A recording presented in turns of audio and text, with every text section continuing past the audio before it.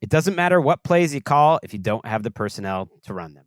Lowe's Red Vest Associates can help you execute whatever home improvement project you've drawn up.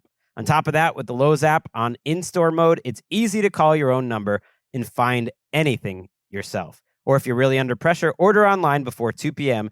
and get it at home same day. Lowe's knows home improvement.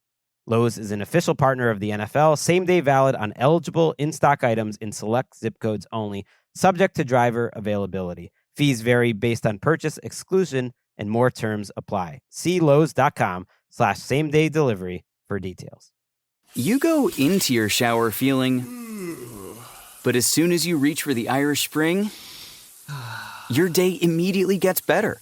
That crisp, fresh, unmistakable Irish Spring scent zings your brain and awakens your senses. So when you finally emerge from the shower, 37 minutes later, because you pay the water bill so you can stay in there as long as you want, you're ready to take on the day and smell great doing it. Irish Spring Body Wash and Bar Soap. Fresh, green, Irish. Shop now at Walmart. After watching the film, are you still planning to stick with Daniel Jones this week as the starter? I am. What goes into that decision, and what did the film show when you rewatched the game? Yeah, well, I think he gives us the best chance. Number one, I thought, there were a lot of plays that he did exactly what he needed to do. And then, look, there were some plays where it wasn't just on Daniel. It was a collection of things. It wasn't just one person, a protection or a route. It was a collective deal. And, we'll sit here, we'll watch the tape, and we'll do everything we can do to be better this week. What have just one more to follow up, the conversations with him been like today and last night when you kind of make that decision to create a spark?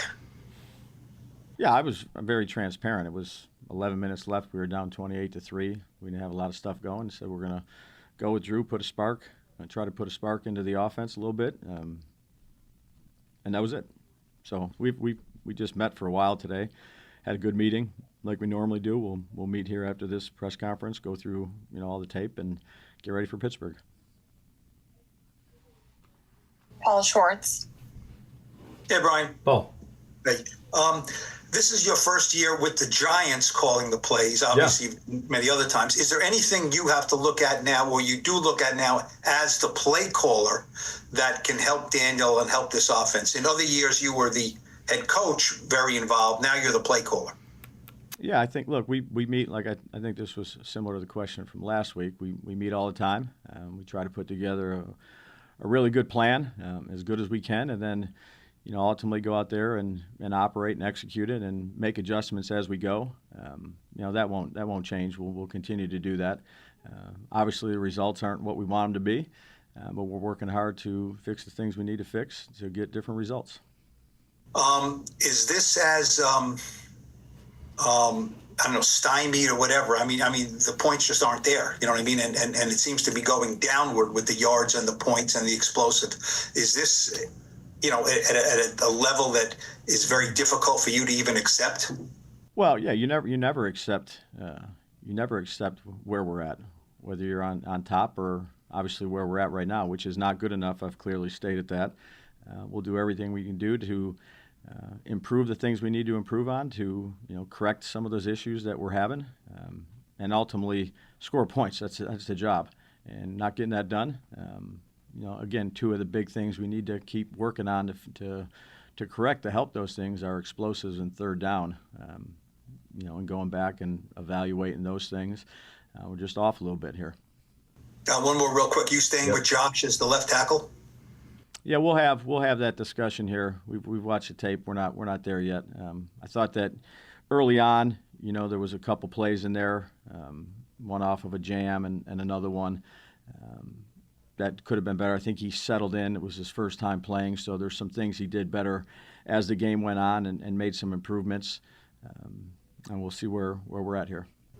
Thank you. Yep. Dan Duggan. Hey, Ryan, I guess I missed the start. You said you're sticking with DJ as a starter. Will you give Drew any first-team reps or do anything different in that regard? No, Daniel's, again, I made that change when it was 28-3, 11 minutes left in the fourth to try to create some type of spark. Obviously, it wasn't going great. That's not all on Daniel, trust me. So, again, I told him right after the game that he's, what I told you guys, he's a starter, and, we'll work on improving the things we need to improve. And at the end of the game, you did sub some guys out. Why not give Evan Neal a series or 2 or 3 in the fourth quarter there, just to give him some live reps after such a long layoff? Yeah, I just wanted to go with the guys that we had. And then with Deonte Banks, did you see that play live, or were you over with the quarterbacks at that time? No, I kind of saw Jalen scramble. Then I saw Jerome, right away on the sideline, and I know they talked about it in between series. So, it's something that yesterday I said has been addressed. We'll address that privately and, get that better. I understand, you keep things in-house, but for fans, they see that. That's, obviously unacceptable. Do you don't feel you owe them to say anything about how you feel about that type of effort on a play? Yeah, obviously we want maximum effort on every play. So again, we've addressed that. We'll continue to address it, and we'll make sure it's better. Greg Johnson. Hey, Brian. I know you're looking for explosive plays, but also a balanced offense. So I'm just curious why you decided to give only 3 carries to running backs in the first half yesterday, when the score was close, especially since you're having to chip more in pass protection and it didn't look like Philly was loading the box or anything. Yeah, I'd say, we thought we can gain some yards and stay on track on early downs and, again, skip some of those third downs that we're trying to skip.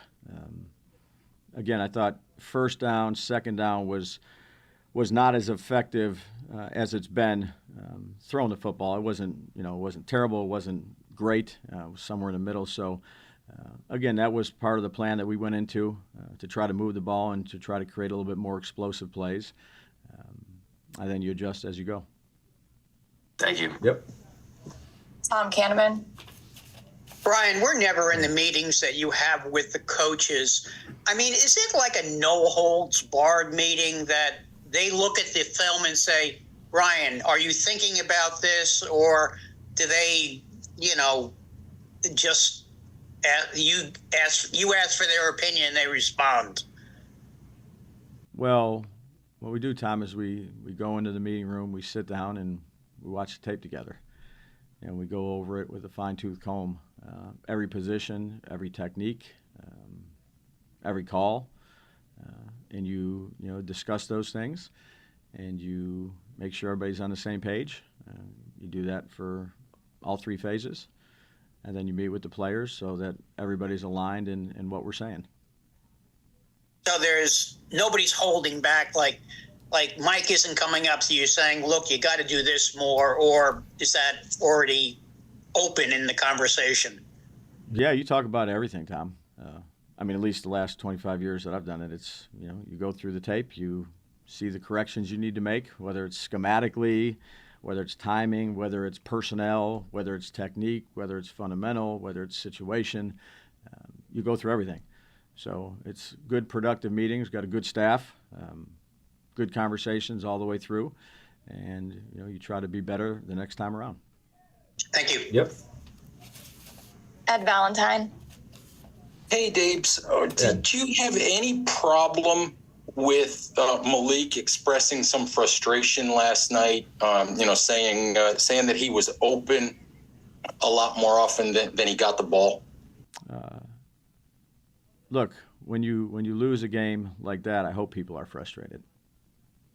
And the second part of that is, you've been very complimentary toward Daniel this year in terms of his decision-making and where the ball has gone. Mm-hmm. Did you feel the same way last night, that he made, mostly good decisions? Yeah, and took care of it. There's always a few in there where the defense might get you a disguise, or it looks like something, and there's a reason behind why we do what we do.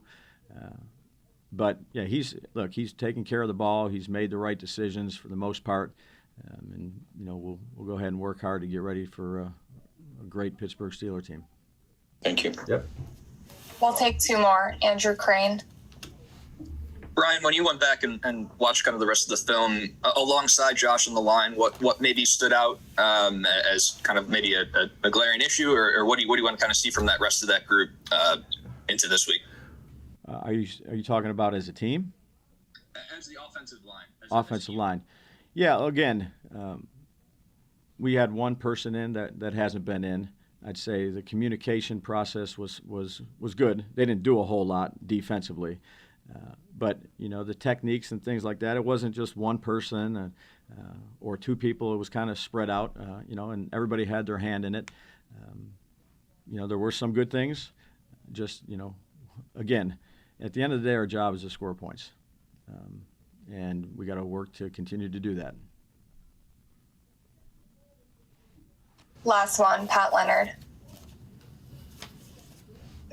How are you? I think you're muted, Pat.